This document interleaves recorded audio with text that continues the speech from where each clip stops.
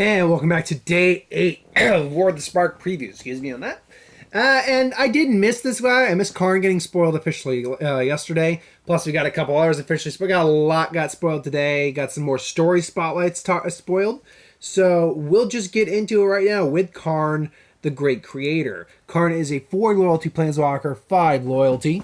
His static ability, his activated abilities of artifacts your opponent control cannot be activated. Plus his +1 ability until your next turn, up to 1 target non-creature artifact becomes an artifact creature with power and toughness equal to its converted mana cost. Then you can -2 to choose a artifact card from your from outside the game or in exile, reveal it and put it into your hand. I'm gonna be just honest with you. Both versions of Karn I've always liked, and I understand how powerful they are. I don't get this card. It's not bad. It's certainly not bad. His static ability will shut down any activated abilities of artifacts your opponent controls. If he doesn't control any, that's pointless. His plus ability can definitely help you out with artifacts on the field, so any artifact you have that will turn into any artifact you choose to will turn into a creature of respected power or toughness, plus having its other ability to go with. But I view this in a limited environment. In a limited environment, there's not a lot of non-creature artifacts in this set. It's sealed. Honestly, Karn's not a planeswalker I'd want to get in the pre-release, only because he'd be the most useless planeswalker. There's hardly enough artifacts in the set to warrant using him. Now, that said, outside of just the pre-release or the set or something like that, he's very useful. You can easily make a deck around him with that +1. The static ability is always there, so even if you're not using it, it's still usable. I guess that doesn't make sense. It's always there, so it's useful regardless. It's an upside. His -2 is weird. And I get kind of how it's supposed to represent Karn can kind of go beyond time on some level. But at the same time, Karn artifact in exile?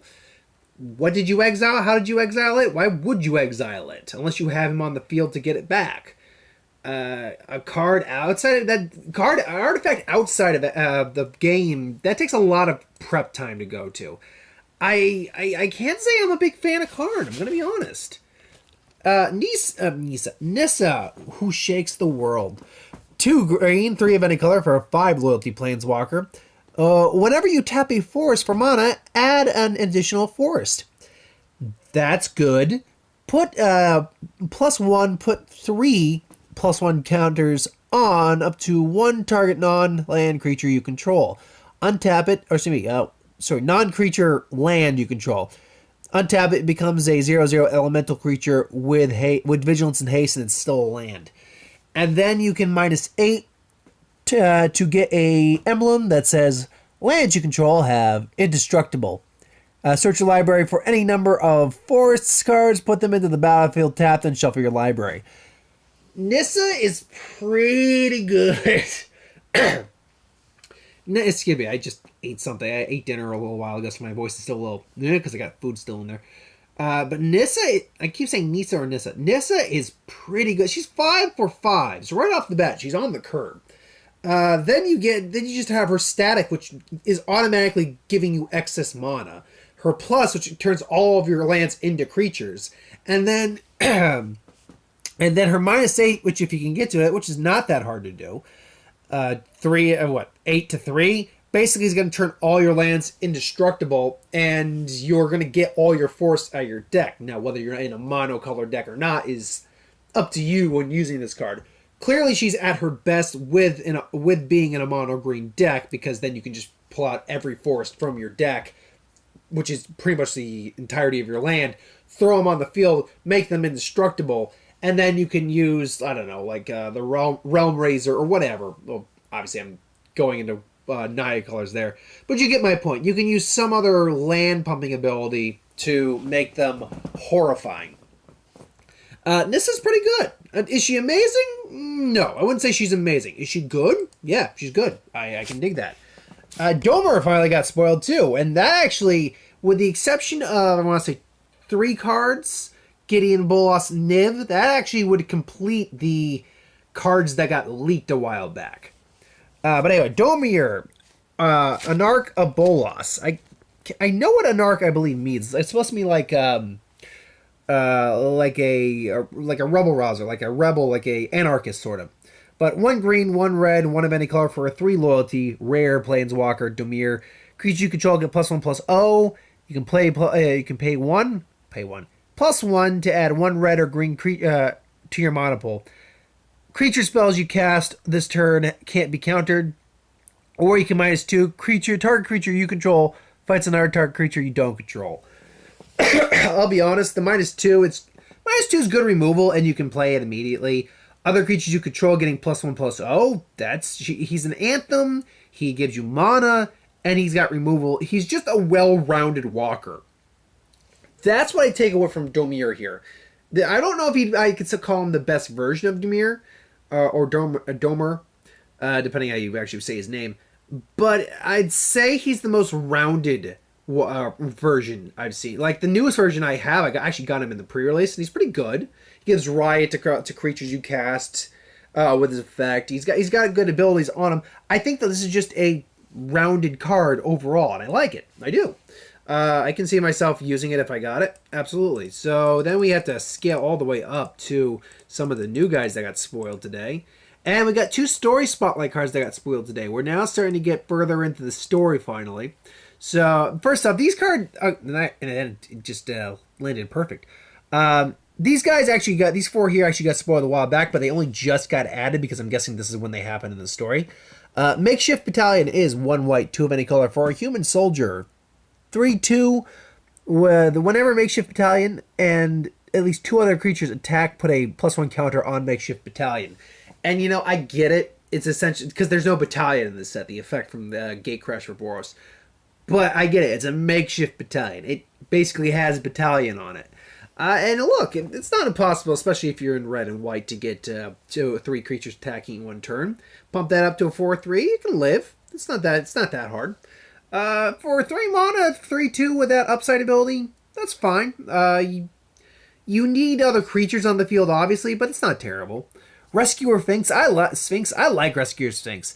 2 blue, 2 of any color for a Sphinx, uncommon, flying. When it enters the battlefield, you may return a target non-land permanent you control to its owner's hand. If you do enter the battlefield, this card enters the battlefield with a +1 counter on it. Hey, look.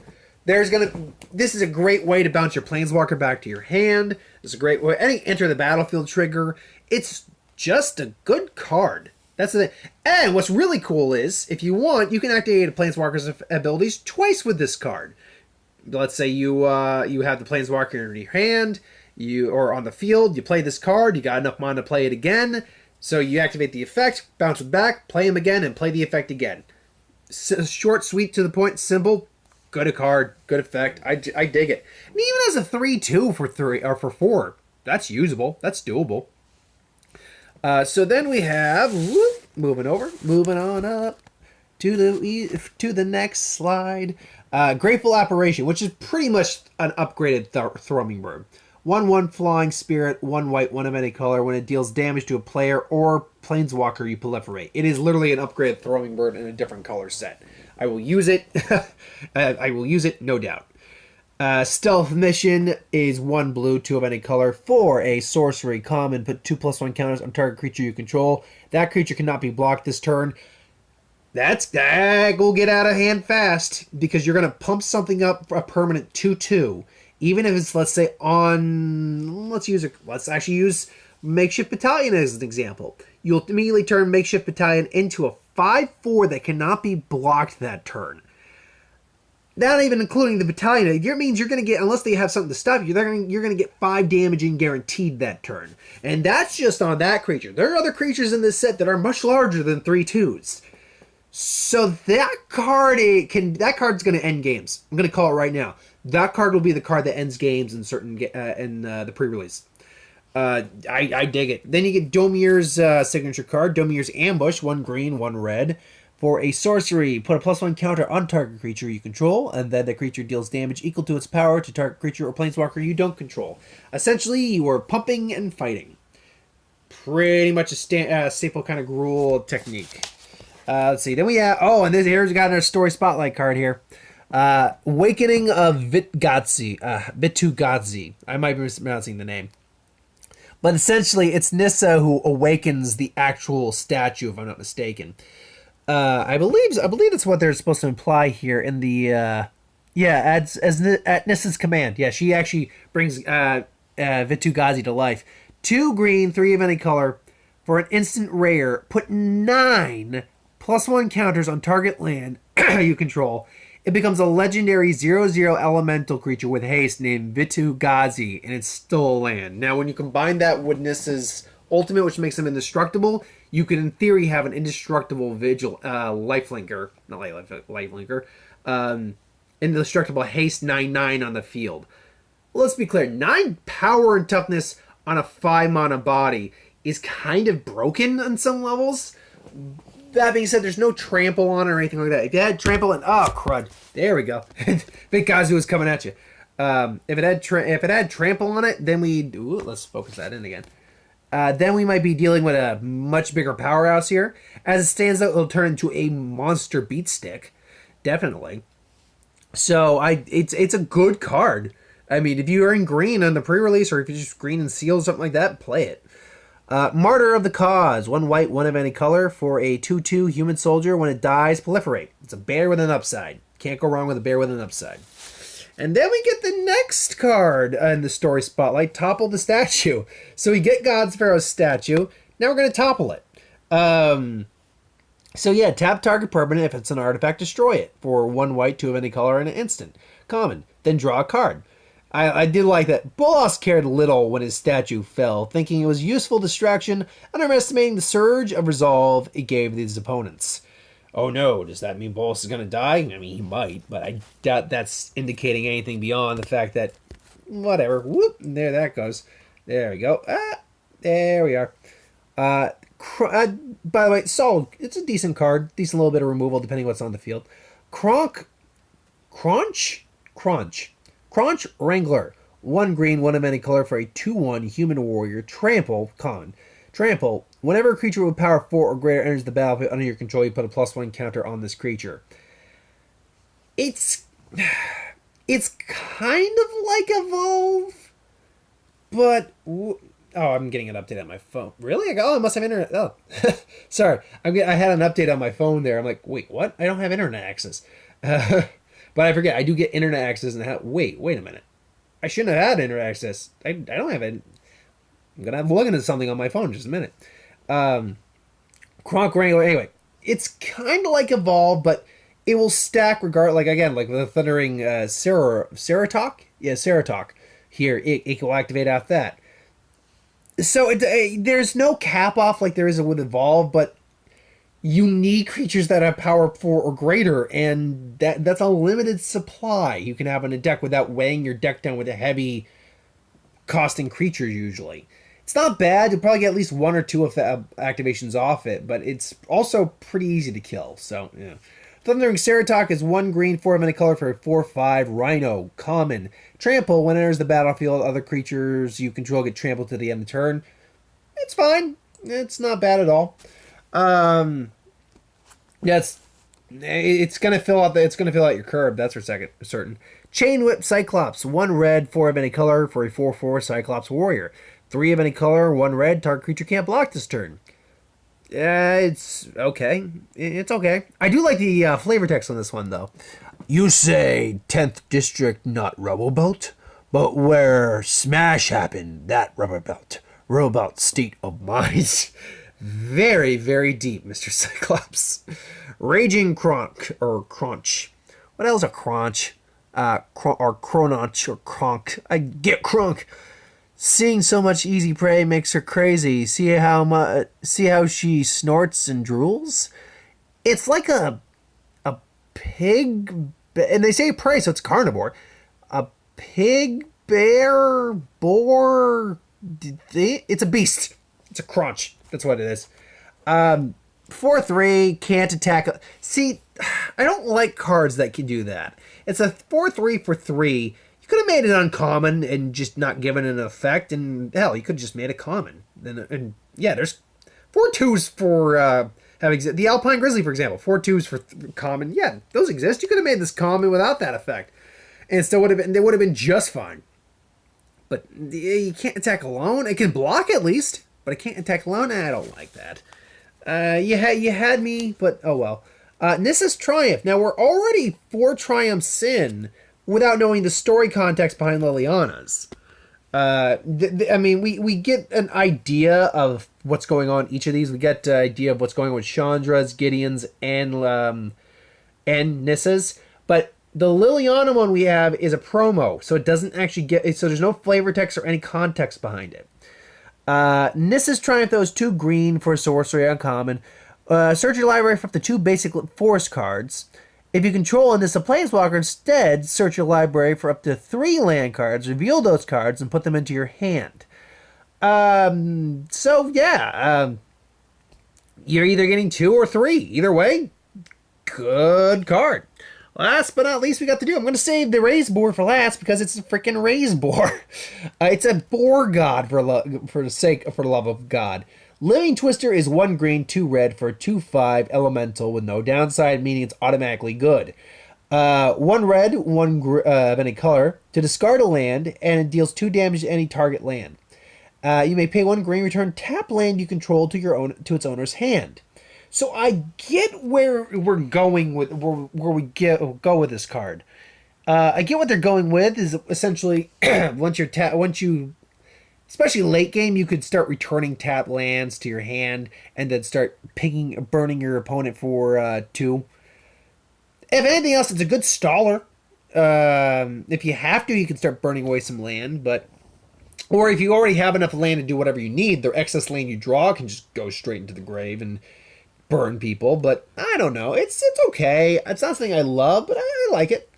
And then now talking about a card I'm pretty much loving.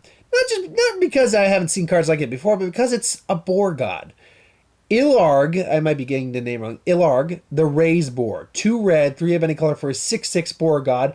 Again, with no downside, meaning it's automatically playable, and it has trample, making it even more playable. When it attacks, you may put a creature card from your hand onto the battlefield tapped and attacking. Return that creature to your hand at the beginning of the next end step. And if this card dies or is exiled, you instead put it back into your deck 3rd from the top. Illharg is nuts. Illharg, it's a 6/6 trample for 5 with no downside, meaning this could have been a rare or uncommon just at that level. Then you add the fact, if you add just one of the other abilities, not both, but one, it's immediately bumped to a rare. Hell, you might even still argue mythic with the first ability. But the fact it won't die means you've got a problem with this card. You can't exile it because it'll just go back to the deck. You can't kill it, it'll just go back to the deck. The only thing you can do is a pacifism. Anything that will keep it from attacking is the only thing you can do. Illharg is nuts. And I love it. He is nutter butters, as the saying goes. I love it. I love this card.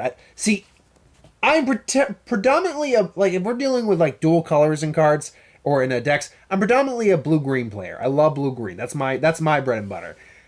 Followed closely behind it would be green-red and then red-blue. Those are probably my top 3 favorite color combinations in terms of the dual colors. Then everything else kind of just goes down in the waysides a bit.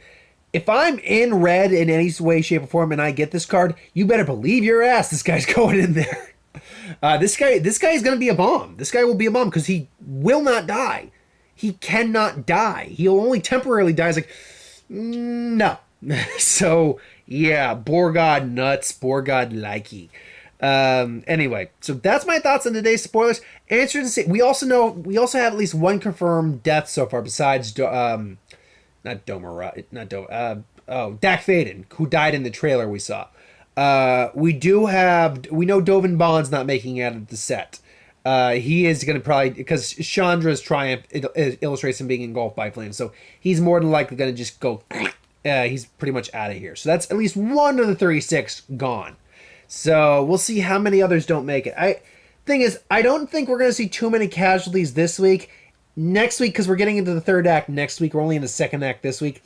Next week is when we start to get the heavy casualties. Like, how many of these guys are actually going to make it and how many are not.